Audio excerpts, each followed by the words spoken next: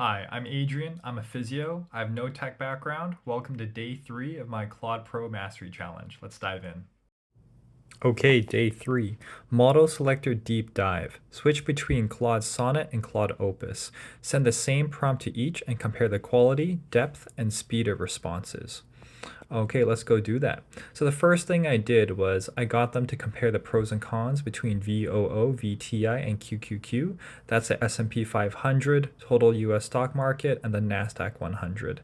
And this is Claude Sonnet. Overall, I really like it. They got good graphics, got good tables showing what would the growth of $1,000 be, and they provided a pretty decent recommendation of what would be a good split for that $1,000. Up next, we looked at Claude Opus. Honestly, I didn't really see too much difference between Claude Opus and Claude Sonnet. They also had some tables, but overall the information they gave was fairly similar to Claude Sonnet.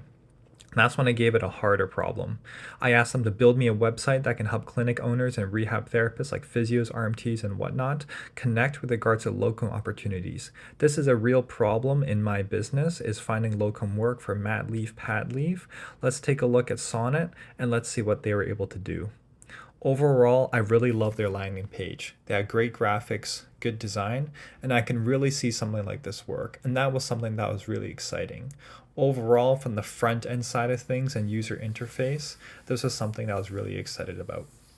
Over on Claude Opus, they did a good job as well. They made a site called Standby. Again, warm, good graphics, looked very professional. And honestly, I could totally see myself using this in my business, using it to find coverage, and I can see a lot of other clinic owners doing it as well.